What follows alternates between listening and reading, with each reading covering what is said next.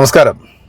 വളരെ പ്രധാനപ്പെട്ട ഒരു വിഷയം സംസാരിക്കാൻ വേണ്ടി ഇന്ന് എന്നോടൊപ്പം ഉള്ളത്, നിങ്ങൾക്ക് എല്ലാവർക്കും അറിയാം, സമൂഹ മാധ്യമങ്ങളിൽ ഏറ്റവും കൂടുതൽ നമ്മുടെ നാട്ടിൽ നടക്കുന്ന പല സംഭവങ്ങളിലും അദ്ദേഹത്തിൻ്റെതായിട്ടുള്ള അഭിപ്രായങ്ങൾ പറയുന്ന ഒരുപാട് ആൾക്കാർ ഇഷ്ടപ്പെടുന്ന ഒരു വലിയൊരു വ്യക്തിത്വമാണ് നമ്മുടെ അൻസാരി സുഹൈരി ഉസ്താദ് ആലപ്പുഴ. അപ്പോൾ ഈ കഴിഞ്ഞ 2-3 ദിവസങ്ങളായിട്ടും കേരളത്തിൽ വർഗീയത മാത്രം പ്രൊഡ്യൂസ് ചെയ്തുകൊണ്ടിരിക്കുന്ന ജനം TV എന്ന് പറയുന്നൊരു ചാനലിനകത്ത് പല പ്രാവശ്യം മുസ്ലിങ്ങളുടെ വോട്ട് കൊണ്ട് വിജയിച്ച, അദ്ദേഹത്തിൻ്റെ ഭാഷയിൽ പറയുകയാണെങ്കിൽ തീവ്രവാദികളാൽ വിജയിച്ച് വന്നിട്ടുള്ള ഒരാളെന്ന് വേണമെങ്കിൽ പറയാൻ നമുക്ക്. അത്തരത്തിലുള്ള ഒരാൾ വളരെ ഗുരുതരമായിട്ടുള്ള ഒരു ആരോപണം കഴിഞ്ഞ ഈ മാസം 6-ാം തീയതി ഈ ചാനലിനകത്ത് ഇവിടെ നടത്തിയിരുന്നു. എന്നാൽ നമ്മുടെ ഇവിടുത്തെ നിയമ സംവിധാനങ്ങളൊന്നും തന്നെ അതിനെ വേണ്ട രീതിയിൽ മുഖവരിക്ക് എടുത്തില്ല എന്ന് മാത്രമല്ല, ഇപ്പം ഞാൻ ന്യൂസ് നോക്കുമ്പോഴത്തേക്കാണ് ഇദ്ദേഹത്തിനെതിരെ കേസ് എടുത്തു എന്ന് പറഞ്ഞത്. പക്ഷേ ഒരുപാട് കേസുകൾ വന്നിട്ടുണ്ട്, അതൊക്കെ അദ്ദേഹം തിരിച്ചിറങ്ങി വരുന്നത് നമ്മൾ കണ്ടു. എന്തായാലും നമ്മൾ ഇന്ന് ഉസ്താദുമായിട്ടാണ്, ഉസ്താദിൻ്റെ വാക്കുകൾ കേൾക്കാൻ കാത്തിരിക്കുന്ന ഒരുപാട് ആൾക്കാരുണ്ട്. അപ്പോൾ നമ്മളിന്ന് രണ്ടുപേരും കൂടെ ഈ ഒരു വിഷയത്തെ കുറിച്ചിട്ട് ചെറിയൊരു ചർച്ചയാണ്.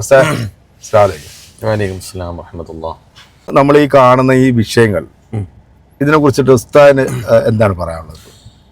ഇവിടെ നമുക്ക് ഈ വിഷയത്തെ അഡ്രസ്സ് ചെയ്യുമ്പോഴേ ഏറ്റവും കൂടുതൽ നിരാശ തോന്നുന്നത്, നമ്മൾ വോട്ട് ചെയ്ത് വിജയിപ്പിച്ച ഒരു ഗവൺമെൻറ് ഇവിടെ നിലവിൽ ഉണ്ട്. ആ ഗവൺമെൻറ്റിനോടുള്ള മനുഷ്യൻ്റെ താല്പര്യവും അതിലുള്ള വിശ്വാസവും ഭരണഘടനയിലുള്ള മനുഷ്യൻ അതിലധിഷ്ഠിതമായാണല്ലോ ഇന്ത്യ മഹാരാജ്യത്ത് ഓരോ ആളുകളും മുന്നോട്ട് പോകുന്നത്. അതിനോടൊക്കെയുള്ള മനുഷ്യൻ്റെ താല്പര്യം കുറഞ്ഞു വരുന്നതിന് ഇത് വലിയ ആധാരമാകുന്നുണ്ട്. നോക്കൂ, നിങ്ങൾ 2022 മറ്റോ ആണെന്ന് തോന്നുന്നു, ഹിന്ദു മഹാസഭ അനന്തപുരിയിൽ വെച്ച് നടത്തിയ പരിപാടിയിൽ മുസ്ലിമേതര സമൂഹങ്ങളെ വന്ധീകരിക്കാൻ വേണ്ടി അവർ ഭക്ഷണത്തിൽ എന്തൊക്കെയോ പൊടി മായം കലർത്തുന്നുണ്ട് എന്ന വളരെ വിദ്വേഷപരമായ ഒരു പരാമർശം PC ജോർജ് നടത്തിയത്. അതിനെതിരെ കേസെടുത്തിരുന്നു. ആ കേസെടുത്ത വ്യക്തിത്വത്തെ പോലീസ് സംവിധാനങ്ങൾ പുറത്തേക്ക് വിടുമ്പോൾ, കോടതി സംവിധാനങ്ങൾ പുറത്തേക്ക് വിടുമ്പോൾ കർശന ഉപാധികളോടുകൂടിയാണ് വിട്ടത്. അതിനുശേഷം 2023 സമാനമായ വർഗീയ പരാമർശം PC ജോർജ് നടത്തിയിട്ടുണ്ട്. 2024 നടത്തിയിട്ടുണ്ട്. ഇപ്പോൾ അതേ നോക്കൂ നിങ്ങൾ, ജനുവരി 5 നടത്തിയ വിദ്വേഷ പരാമർശത്തിൽ ജനുവരി 6 യൂത്ത് ലീഗ് കേസ് കൊടുക്കുന്നു. ആ കേസിൽ ഇന്ന് ഈ സമയം വരെ നമ്മുടെ നാട്ടിൽ ഒരു സ്ത്രീ വിരുദ്ധത പറഞ്ഞതിന്റെ പേരിൽ, അല്ലെങ്കിൽ ദ്വയാർത്ഥമുള്ളൊരു പദം പറഞ്ഞതിന്റെ പേരിൽ ഒരു വ്യക്തിയെ മാത്രമാണ് ആക്ഷേപിച്ചത്.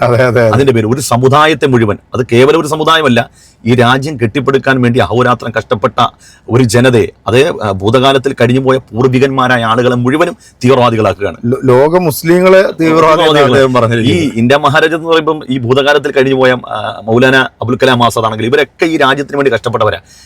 ഇന്ത്യയിൽ ജനിച്ചവർ ഒക്കെ തീവ്രവാദികൾ എന്ന് പറഞ്ഞാൽ ഇതിൽ ആരെല്ലാം വിടും? തീർച്ചയായിട്ടും ആ സ്വാതന്ത്ര്യ സമരത്തിൽ വന്നിട്ടുള്ള എല്ലാവരും. എന്നിട്ട് അതിന് ഗുണകരമല്ലാത്തൊരു എക്സ്പ്ലനേഷൻ കൊടുക്കുകയാണ്. ഈ പോസ്റ്റിന് മാപ്പ് പറഞ്ഞതിന് ശേഷം വീണ്ടും അയാൾ തോന്നിയാസം പറയാണ്.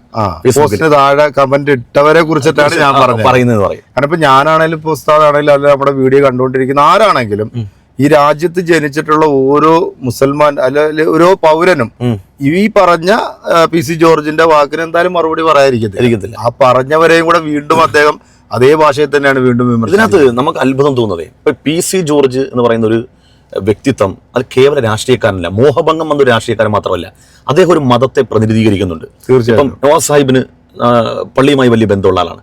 നിങ്ങളുടെ മഹലിൽ ഒരു ജുമാക്ക് ഞാൻ പ്രസംഗിക്കുന്ന വേളയിൽ ക്രിസ്തീയ സമുദായത്തിനെതിരെ അടച്ചാക്ഷേപിച്ചാൽ നിങ്ങൾ എന്റെ മുമ്പിൽ എണീറ്റിക്കൂലേ? തീർച്ചയായും ഇരിക്കാൻ പറയൂലേ? തീർച്ചയായിട്ടും. എന്തുകൊണ്ട് PC ജോർജ് എന്ന് പറഞ്ഞൊരു വ്യക്തിത്വം ഒരു മതത്തെ ശക്തമായി പ്രതിനിധീകരിക്കുകയും കാസ പോലുള്ള സംഘടനയ്ക്ക് പിന്തുണ കൊടുക്കുന്ന ഒരാളായിട്ട് അദ്ദേഹം 2024 നടത്തിയ വിദ്വേഷ പരാമർശത്തിന് കേസെടുത്തതിന് ശേഷം അദ്ദേഹം മുക്തനായതിനു ശേഷം അദ്ദേഹത്തിന്റെ വീട്ടിലേക്ക് കടന്നു വന്നത് കേരളത്തിലെ സഭയുടെ മുൻനിരയിൽ നിൽക്കുന്ന ഒരു നേതാവാണെന്നുള്ളത് അത്ഭുതം വന്നു. അല്ല, അത് ശരിക്കും പറഞ്ഞാൽ നമ്മുടെ ഇന്നത്തെ ഈ കാലഘട്ടത്തിൽ അത് വളരെ അപകടകരമാണ്. ഇത്രയും വിദ്വേഷം നടത്തുന്ന ആൾക്കാരെ പ്രോത്സാഹിപ്പിച്ചു കൊടുക്കുകയാണ് ഈ പറയുന്ന പുരോഹിതന്മാരാണെങ്കിലും ചെയ്തുകൊണ്ടിരിക്കുന്നുള്ളതാണ്. വളരെ ഗൗരവമായിട്ട് എടുക്കേണ്ടത്. ഇപ്പം നമ്മളിപ്പോൾ ഈ സംസാരിച്ചുകൊണ്ടിരിക്കുന്ന ഈ ഒരു വിഷയം ഈ മണിക്കൂറിൽ പോലും PC ജോർജിനെ കേസെടുത്തു എന്ന് പറയുന്നതല്ലാതെ ഒരു നടപടി എടുക്കാനായിട്ട് ഇതുവരെ ഈ നിയമ സംവിധാനങ്ങൾക്ക് ആയിട്ടില്ല. എന്നെ പലപ്പോഴും നിരാശപ്പെടുന്ന ഒരു കാര്യം, ഈ ക്രിസ്തീയ സമൂഹത്ത് അത് വലിയ പോൾ തേലക്കടച്ചനെ പോലുള്ള ഷൈജുവിനെ പോലുള്ളൊക്കെ നല്ല വ്യക്തിത്വങ്ങൾ ഈ ക്രിസ്തീയ സമുദായത്തിലുണ്ട്. ഇവരൊക്കെ ഉണ്ടായിരിക്കെ തന്നെ നമ്മൾ ആലോചിച്ച് പോകാറുണ്ട്, ഇത്രയും മോശം പരാമർശം ഒരാൾ നടത്തുമ്പോൾ അയാളെ തള്ളിപ്പറയാൻ ഏതെങ്കിലും ഒരു സഭാപിതാവ് മുന്നോട്ട് വരുന്നില്ല എന്നുള്ളത് നമ്മൾ ആശങ്ക ജനിപ്പിക്കുകയല്ലേ? തീർച്ചയായിട്ടും. ഇപ്പം ഫോർ എക്സാമ്പിൾ ഞാൻ പറഞ്ഞുതരാം. നമ്മുടെ കേരളത്തിൽ ഒരിക്കലും നടക്കാൻ പാടില്ലാത്ത ഒരു കൈവെട്ട് കേസുണ്ടായി. അന്നത്തെ ആ സാഹചര്യം നിങ്ങൾക്ക് ഓർമ്മയുണ്ടല്ലോ, കേരളത്തിലെ മുഴുവൻ മുസ്ലിം പണ്ഡിതന്മാരും വന്ന് ശക്തിയുക്തം അതിനെ എതിർത്തു എന്നുള്ളതാണ്. തീർച്ചയായും കളമശ്ശേരിയിൽ സ്ഫോടനം ഉണ്ടായതിനു ശേഷം ഏതെങ്കിലും ഒരു സഭാപിതാവ് അയാളെ എതിർത്തുകൊണ്ടോ അല്ലെങ്കിൽ സമൂഹത്തിൽ ഇനി ഒരിക്കലും ഇത് സംഭവിക്കാൻ പാടില്ല എന്നുള്ള നിലക്ക് അവർക്കൊരു ഇൻഫർമേഷൻ കൊടുക്കാൻ വേണ്ടി മുന്നോട്ട് വന്നത് നമുക്ക് കാണാൻ കഴിയും.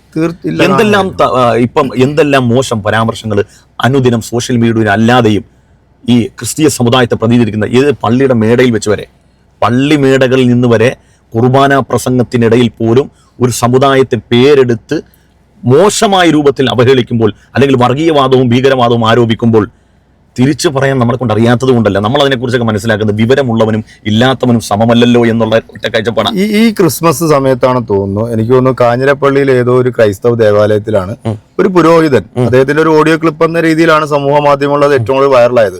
കാരണം നിങ്ങൾ ഈ മുസ്ലിങ്ങൾ ഉണ്ടാക്കുന്ന കേക്ക് വാങ്ങിക്കരുത്, അല്ലെങ്കിൽ ആ ബോർമേൻ ഉണ്ടാക്കുന്ന കേക്ക് വാങ്ങിക്കരുത്. അപ്പൊ കുട്ടികളുടെ മനസ്സിലേക്ക് ഈ ഇന്ത്യയിൽ തന്നെ മുസ്ലിംസ് കഴിഞ്ഞാൽ അടുത്ത ഒരു ന്യൂനപക്ഷങ്ങളിലെ പ്രസക്ത വിഭാഗം എന്ന് പറഞ്ഞാൽ ക്രൈസ്തവരാ. അപ്പൊ അവർ ഇത്തരത്തിലുള്ള പരാമർശങ്ങൾ ഇപ്പൊ മദ്രസയിലായിക്കോട്ടെ, ഇവർ പറയുന്നുണ്ടല്ലോ മദ്രസയിൽ തീവ്രവാദമാണ് പഠിപ്പിക്കുന്നതൊക്കെ. നമ്മൾ പല പ്രാവശ്യം ഇവരെ സ്വാഗതം ചെയ്തിട്ടുണ്ട്, നിങ്ങൾ വാ അവിടെ വന്നിരുന്ന കേക്ക് കുട്ടികളോട് പറഞ്ഞു കൊടുക്കുന്നത് എന്താണെന്ന്. പക്ഷെ ഇവരെന്ത് സന്ദേശമാണ് ഈ ജനങ്ങളുടെ ഇടയിലേക്ക് ഇവർ എത്തിച്ചു കൊടുക്കുന്നത്? ഇതിൽ അത്ഭുതകരമുണ്ട് നോസാഹിബ്. അതിനകത്ത് മറ്റേ അത്ഭുതം എന്ന് പറഞ്ഞല്ലേ, മദ്രസയിൽ എന്താണ് പഠിപ്പിക്കുന്നത് എന്ന് പരിശോധിക്കാൻ നമുക്ക് കഴിയും. സംവിധാനങ്ങളുണ്ട്. മാത്രമല്ല നമ്മുടെ ഓൺലൈൻ ക്ലാസ്സുകൾ യൂട്യൂബുകളിലുണ്ട്. കേട്ടാൽ നിങ്ങൾക്ക് ഇത് തീവ്രവാദമാണോ ഭീകരമാണെന്ന് അറിയാൻ പറ്റും. തീർച്ചയായിട്ടും. പക്ഷേ കളമശ്ശേരിയിൽ ബോംബ് പൊട്ടിച്ചതിന്റെ പിന്നിൽ എന്താണ് കാരണമെന്ന് ചോദിക്കുമ്പോൾ അത് മതപരമായ കാരണമാണ് പറഞ്ഞത്. തീർച്ചയായിട്ടും ശരിയല്ലേ? പക്ഷെ അത് വെച്ച് അതിനെക്കുറിച്ച് ഇപ്പോഴും വ്യക്തമായിട്ടുള്ള ഒരു അന്വേഷണം പോലും നടത്താൻ ഇവർ തയ്യാറായിട്ടില്ല. കാരണം ഒരു എന്താ പറയാ, അദ്ദേഹത്തിന്റെ പേര് ഞാൻ മറന്നുപോയി, ആ വ്യക്തിയിൽ മാത്രം മാർട്ടിൻ ആ ദേശീയഗാനം പാടാൻ പാടില്ല, ദേശീയഗാനം പാടുമ്പോൾ എണീക്കാൻ പാടില്ല. വളരെ ഗുരുതരമായിട്ടുള്ള ആരോപണം അദ്ദേഹം. കാരണം രാജ്യവിരുദ്ധ പ്രവർത്തനം നടത്തിയിട്ടുള്ള ഇത്രയും വലിയൊരു അത് കേരളം കണ്ടത് വെച്ചിട്ടുള്ള ഏറ്റവും വലിയ സ്ഫോടനമാണ് ഇദ്ദേഹം നടത്തിയത്. അതറിഞ്ഞിട്ട് പോലും അതിനെ കുറിച്ചിട്ടൊന്നും സംസാരിക്കാൻ ഇവിടുത്തെ നമ്മുടെ മുഖ്യധാര മാധ്യമങ്ങൾക്കും സമയമില്ല, അല്ലെങ്കിൽ ഈ പറയുന്ന ആ വിഭാഗത്തിനും സമയമില്ല എന്നുള്ളത്. പക്ഷേ നേരെ മറിച്ച് ഒരു മുസ്ലിം നാമധാരിയായിട്ട്, അല്ലെങ്കിൽ പേരുകൊണ്ട് മുസ്ലിം ആയിരിക്കാം, പക്ഷെ അവന് ദീനീപരമായിട്ട് യാതൊരു വിധത്തിലുള്ള ബോധവും ഇല്ലാത്ത ഒരുത്തൻ പോയിട്ട് എന്തെങ്കിലും ഒരു പ്രശ്നത്തിൽ പെട്ട് കഴിഞ്ഞാൽ അത് മൊത്തത്തിൽ അടച്ച് മുസ്ലിങ്ങളെ പറയാനായിട്ട് ഈ മാധ്യമങ്ങളും ഈ പറയുന്ന നമ്മുടെ വോട്ട് മേടിച്ച് വിജയിച്ചിട്ടുള്ള എല്ലാ പാർട്ടിക്കാരും ഇതൊക്കെ തന്നെയാണ് നമ്മുടെ കേരളത്തിൽ. തീർച്ചയായിട്ടും എല്ലാവരും, ഒരാൾ മാത്രമല്ല, എല്ലാവരും കണക്കാണ്. അല്ലെങ്കിൽ എന്തുകൊണ്ട് ഇത്രയും വലിയൊരു പ്രശ്നം ഉണ്ടായിട്ട് ഈ കോൺഗ്രസോ അല്ലെങ്കിൽ മറ്റ് പ്രതിപക്ഷ പാർട്ടികളൊന്നും ഇതിനെ കുറിച്ചിട്ട് ഒരു അക്ഷരം പോലും ഇതുവരെ ഒരു ചാനലിനും വേണ്ടി നമ്മൾ പറയുന്ന ഒരു ന്യായമേ ഇത് നമ്മൾ അവഗണിച്ചു വിടുക എന്നുള്ളതാണ്. പക്ഷേ വേറെ കാര്യം നവാസ് സാഹിബ് മനസ്സിലാക്കേണ്ടത്, നമ്മൾ അവഗണിച്ചാലും നിയമം ഇവിടെ നടപ്പിലാകണ്ടേ? തീർച്ചയായിട്ടും. നവാസ് സാഹിബ് ഞാൻ നിരന്തരമായിട്ട് വിദ്വേഷം പറയുന്ന ഒരാളാണെന്ന് വിചാരിക്കുക, അയാളങ്ങ് വിട്ടേക്ക്, അയാൾ വേറെന്തോ എന്തായാലും മെന്റലി ഡിസോർഡർ ഉള്ള ആളല്ലല്ലോ, പ്രശ്നമുള്ള ആളല്ലല്ലോ, നോർമൽ അല്ലേ? ഇല്ലെങ്കിൽ നിങ്ങൾ പറയണം അയാൾക്ക് മാനസിക രോഗമാണെന്ന്. അല്ല, അതിന്റെ ഗൗരവം മനസ്സിലാക്കിയതുകൊണ്ടായിരിക്കുമല്ലോ ഇന്ന് അദ്ദേഹം ഫേസ്ബുക്ക് പോസ്റ്റ് ഇട്ടത്. വേദനിച്ചവരോട് ഞാൻ മാപ്പ് ചോദിക്കുന്നു, എന്നിട്ട് അതിന്റെ താഴെ പിന്നെയും അയാൾ വിദ്വേഷം പറയും. സ്വന്തം സഭയിൽപ്പെട്ട പെൺകുട്ടികള്, കന്യാസ്ത്രീകള് ജലന്ധർ ബിഷപ്പിനെതിരെ പരാതി കൊടുത്തപ്പം അവരെ പച്ചയായി മാധ്യമങ്ങളിലൂടെ ആക്ഷേപിച്ച സ്ത്രീവിരുദ്ധനും ആഭാസനുമാണ് ഈ പി സി ജോർജ്. തീർച്ചയായിട്ടും അയാൾക്കെതിരെ ഒരു നടപടി എടുത്തില്ലെന്നല്ലേ? ഇരകള്, പെൺകുട്ടികളായ ഇരകളുടെ പേരെടുത്ത് 24 ന്യൂസിലെ പരിപാടിയിൽ, ജനകീയ കോടതിയിൽ പച്ചക്ക് അവരെ ആക്ഷേപിച്ചു. നിങ്ങളെന്താ നിന്ന് കൊടുത്തതെന്ന് തരത്തിൽ അശ്ലീല പരാമർശം നടത്തിയിട്ട് പോലും സംവിധാനങ്ങൾ കേസെടുത്തിട്ടില്ല. അപ്പം ഇവിടെ നടക്കുന്ന ഈ രാഷ്ട്രീയ കോമാളികൾക്കറിയാം ഇവിടെ എന്തും പറയാം, മുസ്ലിമീങ്ങൾക്കെതിരെയാണെങ്കിൽ ഒരു ചുക്കും സംഭവിക്കത്തില്ല. കാര്യം ഇവര് പറയുന്നത് വെച്ച് കഴിഞ്ഞാൽ മുസ്ലിങ്ങളെ അല്ലെങ്കിൽ ഖുർആനെ കുറിച്ച് പറഞ്ഞു കഴിഞ്ഞാൽ തല കാണത്തില്ല, കൈ കാണത്തില്ല എന്നാ പറയുന്നത്. അങ്ങനെയാണെങ്കിൽ പിന്നെ ഈ പി സി ജോർജൊക്കെ ഇപ്പം തലയും കൈയൊക്കെ അവിടെ തന്നെ ഇരിപ്പുണ്ടല്ലോ. ആരുടെയൊക്കെ കൈയും കാലും തലയൊക്കെ പോയ. എന്തായാലും ഉസ്താദിന് തോന്നുന്നുണ്ടോ ഇപ്പൊ ഈ ഒരു വിഷയമായിട്ട് ബന്ധപ്പെട്ടിട്ട് ഒരു ശക്തമായിട്ടുള്ള ഒരു നടപടി? എനിക്കതിലൊന്നും വിശ്വാസമില്ല, ഉണ്ടാകാൻ സാധ്യത കുറവാണ്. വിശ്വാസമില്ലെന്നല്ല, മുസ്ലിം സമൂഹം വലിയ നിലക്ക് ഇനി വരാൻ പോകുന്ന തെരഞ്ഞെടുപ്പിൽ അവർക്ക് വ്യക്തമായ കാഴ്ചപ്പാടുണ്ട്. കാരണം ഈ കഴിഞ്ഞ കാലയളവിൽ നമ്മൾ വോട്ട് ചെയ്ത് ജയിപ്പിച്ചവരുടെ നിസ്സംഗത പൂർണ്ണമായിട്ടും ബോധ്യപ്പെട്ടിട്ടുണ്ട് എന്നുള്ളതാണ്. പല മതസംഘടനകളുടെ ആണെങ്കിലും മതത്തെ പ്രതിനിധീകരിക്കുന്ന പണ്ഡിതന്മാരുടെ ആണെങ്കിലും രാഷ്ട്രീയ നേതാക്കന്മാരുടെയൊക്കെ ആണെങ്കിലും മുൻനിര രാഷ്ട്രീയക്കാരുടെയൊക്കെ അവരുടെ ഒപ്പീനിയൻ നമുക്ക് കാണുമ്പോൾ നമുക്ക് പറയാതെ പറയുന്നുണ്ട് അവര്. അല്ല, പി സി ജോർജ് പറഞ്ഞിട്ടുണ്ട് പാലക്കാട് ഉപതെരഞ്ഞെടുപ്പിൽ പി സി ജോർജ് വളരെ വ്യക്തമായിട്ട് പറഞ്ഞിട്ടുണ്ട്, മുസ്ലിം എന്താ പറയാ കൂട്ടായ്മ നടന്നിട്ടുണ്ട് കോൺഗ്രസിന്റെ നേതാവിനെ വിജയിക്കും. എനിക്കതല്ല അത്ഭുതം. ഞാൻ ഇന്ന് നവാസ് സാഹിബ് വരുന്നതിന് മുമ്പേ അങ്ങനെ ചിന്തിക്കുകയായിരുന്നു. ഞാൻ ഭക്ഷണം കഴിച്ചുകൊണ്ട് നമ്മളെ ഈ നമ്മൾ നിരന്തരമായിട്ട് വർഗീയവാദിയും ഭീകരവാദിയും അങ്ങനെ കക്ഷിത്തമുള്ളവരാന്നൊക്കെ പറയുന്നു. കേരളത്തിൽ എവിടെങ്കിലും മുസ്ലിം ഭൂരിപക്ഷ പ്രദേശമല്ലാത്തൊരു സ്ഥലത്ത് മുസ്ലിമിങ്ങനെ വിജയിപ്പിച്ചിട്ടുണ്ടോ? ഒരിക്കലും രാഷ്ട്രീയമായിട്ട് ഒരിക്കലും ഇല്ല. മലപ്പുറം ജില്ലയിൽ നിന്ന് വിജയിച്ച എത്ര രാഷ്ട്രീയ നേതാക്കന്മാരെ മുസ്ലിമീങ്ങളല്ലാത്ത രാഷ്ട്രീയ നേതാക്കന്മാർ? ഒരുപാടുണ്ട്. ഈ നമ്മളെയാണ് ഇവർ വർഗീയവാദികളെന്ന് വിളിക്കുന്നത്. അതാണ് കോട്ടയം ജില്ല ഭൂരിപക്ഷ പ്രദേശം, നമ്മൾ വർഗീയ പറഞ്ഞതല്ലേ, കോട്ടയം ഭൂരിപക്ഷ പ്രദേശത്ത് പോയിട്ട് ഒരു മുസ്ലിമിന് ഏതെങ്കിലും ഒരു പാർട്ടിയുടെ തന്നെ പ്രതിനിധിയായിട്ട്, കോൺഗ്രസിന് തന്നെ പ്രതിനിധിയായിട്ട് ഒന്ന് ജയിക്കാൻ പറ്റുമോ? ഇല്ല, ജയിപ്പിക്കത്തില്ല. ഇതൊക്കെ നോക്കിയാൽ മതി. അല്ല, ഇതൊക്കെ എല്ലാവർക്കും അറിയാം, ഇതെല്ലാവർക്കും അറിയാം. പക്ഷെ എന്നാൽ അവർക്ക് താല്പര്യം ഈ ഒരു ഈ സമുദായത്തെ എത്രത്തോളം നമ്മൾ വാങ്ങിക്കൊണ്ട് വന്നത്. കേരളത്തിലെ മുഖ്യമന്ത്രിമാരിൽ CH അല്ലാത്തൊരു മുസ്ലിം മുഖ്യമന്ത്രിയുടെ പേര് പറഞ്ഞു. DGPമാരിൽ എത്ര പേരുണ്ടായിരുന്നു? മുഖ്യമന്ത്രി പ്രൈവറ്റ് സെക്രട്ടറിമാരിൽ എത്ര പേര് മുസ്ലിമുകളുണ്ടായിരുന്നു? ഇതൊന്നും നമ്മൾ ചോദിക്കാത്ത എന്തുകൊണ്ടെന്ന് അറിയാം. ഈ നാട്ടിൽ ഒരു ഛിദ്രത വരണ്ട എന്ന് വിചാരിച്ചിട്ടാണ്. പക്ഷെ നമ്മൾ മിണ്ടാതിരിക്കും തോറും നമ്മുടെ തലയിൽ കയറി തന്നെ കോരി കളിക്കണമെന്ന് നോക്കുമ്പോൾ നമ്മൾ തിരിച്ചു ചോദിക്കേണ്ടി വരും ചില സാഹചര്യങ്ങളിൽ. അതുകൊണ്ട് മാത്രമാണ് നമ്മൾ ഇങ്ങനെ ഈ ഒരു പ്ലാറ്റ്ഫോമിലൂടെങ്കിലും പ്രതികരിച്ചു പോകുന്നത്. എന്താണെങ്കിലും PC ജോർജിന്റെ വിഷയത്തിൽ ഇനി വരും മണിക്കൂറിൽ എന്തെങ്കിലുമൊക്കെ നടപടികളൊക്കെ ഉണ്ടാവോ ഇല്ലെന്നൊക്കെ നമുക്കിനി കണ്ടിരുന്ന് തന്നെ അറിയേണ്ടി വരും. ഇനി അഥവാ ഇനിയിപ്പോ ഇയാളെ ഇനി അകത്ത് പോയാലും തിരിച്ചു വന്നാൽ ഈ പട്ടിയുടെ വാല് 12 കൊല്ലം കുഴലിട്ടാലും അത് എടുക്കുമ്പോൾ വളഞ്ഞാനിരിക്കും എന്നുള്ള അവസ്ഥ. കാരണം 2-3 പ്രാവശ്യം ഇദ്ദേഹത്തിന് വാണിംഗ് കൊടുത്ത് വിട്ടിട്ടുള്ള കൂട്ടത്തിൽ ഒരു കാര്യം, ഈ കർശന ഉപാധിയോടുകൂടി ജാമ്യം കൊടുക്കാന്ന് പറഞ്ഞില്ലേ, എന്താണ് ഈ ഉപാധി നമുക്ക് മനസ്സിലാകുന്നില്ല. എനിക്ക് എന്താണ് ഈ കർശന ഉപാധി എന്നുള്ളത്? എനിക്ക് തോന്നുന്നു കുറച്ച് മാസം പറയാതായിരിക്കും. അല്ലാതെ ഈ കോടതി ലക്ഷ്യം അങ്ങനെ സംഗതി ഒന്നുമില്ലല്ലേ? ഇവരെ സംബന്ധിച്ച് അതൊന്നും ബാധിക്കത്തില്ല. ഈ കോടതി നിയമങ്ങളൊക്കെ ഒരു പ്രത്യേക വിഭാഗത്തിന് മാത്രമേ ഉള്ളൂ. ഈ നമ്മുടെ ഈ എന്താ പറയാ, നമ്മുടെ മഞ്ഞപത്രമായിട്ടുള്ള ഈ സാജൻസ് കറിയ, ഇങ്ങനെയുള്ള കുറെ ആൾക്കാർ, ജാമിദ, ആരിഫ് ഹുസൈൻ, അപ്പൊ ഇങ്ങനെയുള്ള ചില ആൾക്കാരുണ്ട്. ഇവരെല്ലാം സ്പോൺസേഡ് ആണല്ലോ. കാരണം മുസ്ലിം നാമധാരിയായിട്ട് നിന്ന ഒരാൾ മുസ്ലിമിനെ കുറിച്ച് പറയുമ്പോഴത്തേക്ക് അത് കേൾക്കാനും ഒരു സുഖമാണ്. അപ്പൊ അങ്ങനെയുള്ള ചില ആൾക്കാർക്കൊക്കെ പ്രത്യേക നിയമമാണ്. നമ്മുടെ വളരെ അടുത്തൊരു സുഹൃത്താണ് ഹാരിസ് മദനി.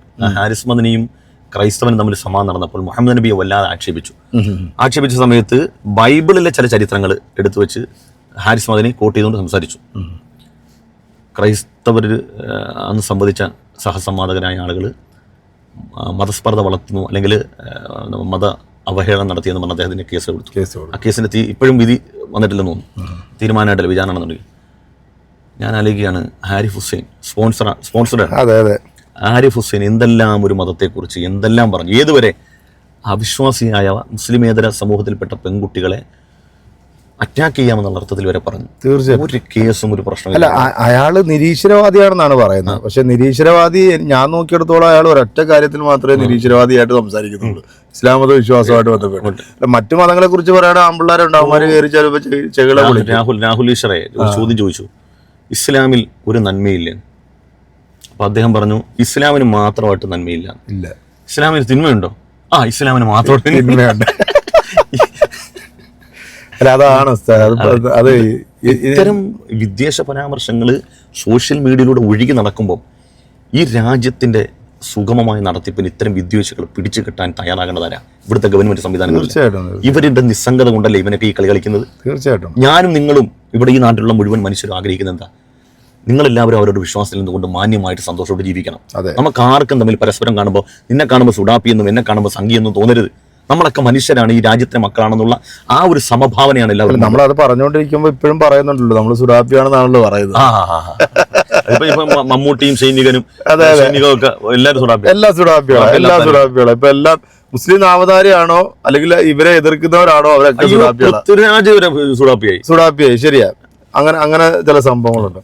എന്തായാലും നമുക്കല്ലേ കാത്തിരുന്ന് തന്നെ കാണാം PC ജോർജിന്റെ വിഷയത്തിൽ എന്താണ് സർക്കാർ എടുക്കുന്ന നിലപാട്. നോക്കാം.